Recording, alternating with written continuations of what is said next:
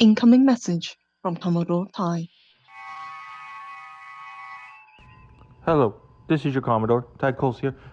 Your commanding officer to everything that is happening in the world of pop culture, specifically the nerdy stuff.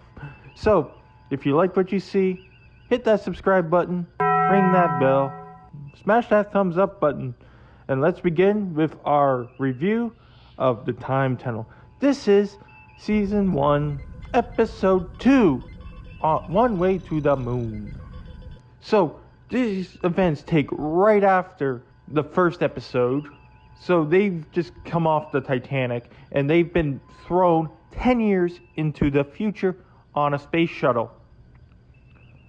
They look around trying to figure out what's happening, and they realize that they are part of M.E.M, Mars Excursion Module, in the future for them. Corridors of time. This is Mission Control. We are at launch minus 45.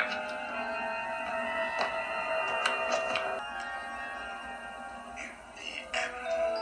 Tony, that's Mars Excursion Module. We're on an expedition to Mars. Wow. Back then they really thought we were going to go to Mars shortly after we landed on the moon. And this is M.E.M 4. So they've tried this before. Just like in the Apollo missions, it took up to Apollo 11 before they successfully landed. So this is what happened. They probably 1 to 3 were just test flights and working out all the kinks, and 4 is the first flight that's actually supposed to make it. So we have our crew, and because Tony and Doug are now on there, they have additional weight, 335 pounds specifically. So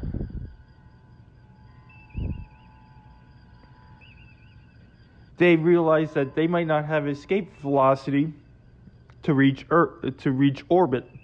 Black, 75 knots. Doc, what's the computer's analysis of the failure? We're carrying excess weight in the service module, 335 pounds.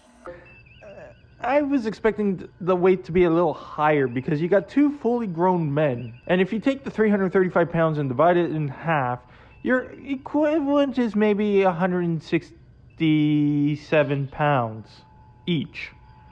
So for fully grown men, that's kind of on the lighter side. So they initially wanted to jettison the service module where Tony and Doug are and get back to Earth. But during that time, one of the crew decides to push the booster button, going against his captain's orders.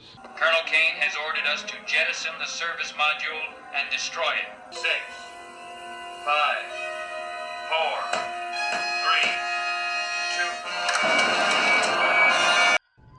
2. They go down to the service module to see what's happening, and they find them. The same person that pushed the booster rockets now wants to kill them by launching them into space because he thinks that they don't have the ability to make a landing on the moon, because they were going to go to the moon first because they used more fuel than they were expecting to get to orbit. So they were going to go to the moon and then to Mars. You mean you'd put those men outside the ship? They'd die in seconds. Immediately and painlessly.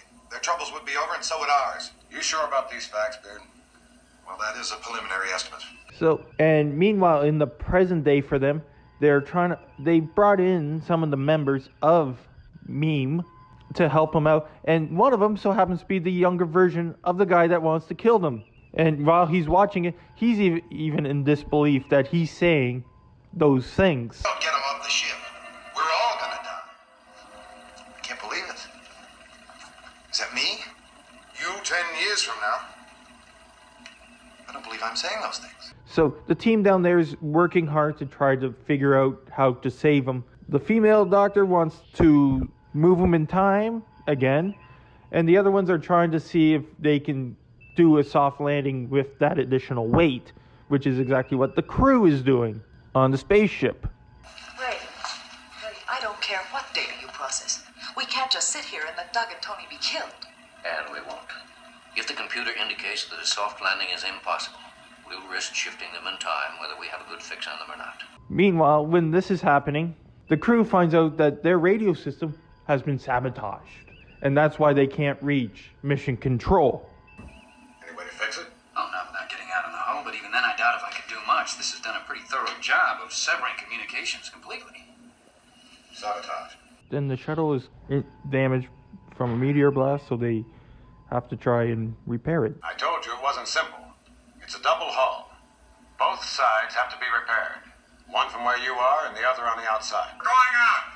We'll fix it! Then after that, it becomes like a James Bond movie almost, with the villains disrupting everything. Time tunnel control room, you have one of the people there to help them sabotage the console.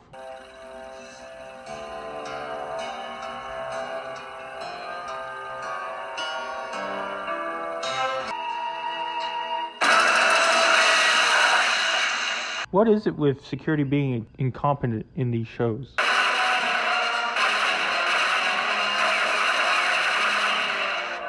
Ensign Beard, the younger Beard, kills him because he's also a spy.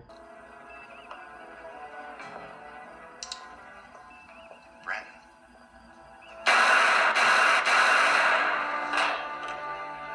And his mission was to sabotage the flight, and he kills one of the other crew. This is Kane. What's going on out there? This is Doug Phillips. Harlow's been murdered by Beard here in the depot. Murdered? He was gonna try and blow up your spaceship. All I was expecting is one of them is like, I'm a member of Spectre. It's your job to protect me. Remember my importance to the organization. Member of Spectre. Spectre? Spectre. Special Executive for Counterintelligence, Terrorism, Revenge, Extortion. All this craziness is happening. People are getting killed, sabotage, explosions.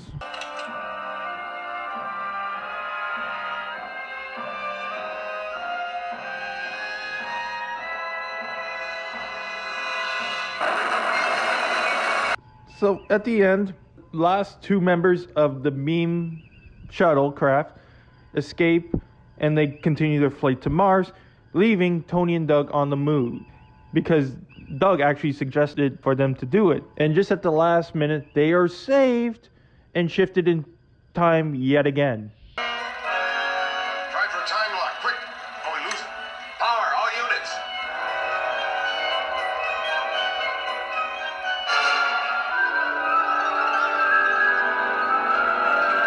Overall, an interesting episode. I love the scenes in the shuttlecraft because you get the exterior scene of the shuttle climbing, and they actually tilt the set to make it look like they're climbing. But in another scene where they're pretty much horizontal, the control room is still on a tilt, like they're climbing, like a severe tilt. At least they could have brought it a little more level, but that's just nitpicking. And also, a fun little fact that I found out while looking up more stuff about the time tunnel is that for the main theme song of the show was created by none other than the iconic, the legendary John Williams.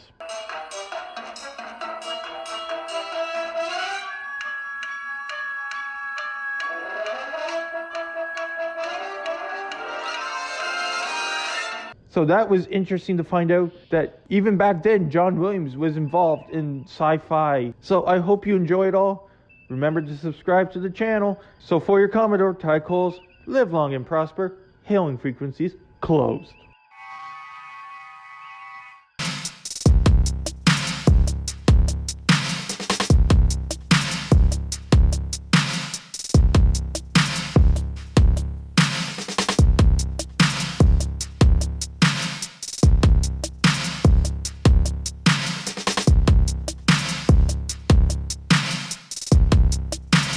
Thank you for watching the video.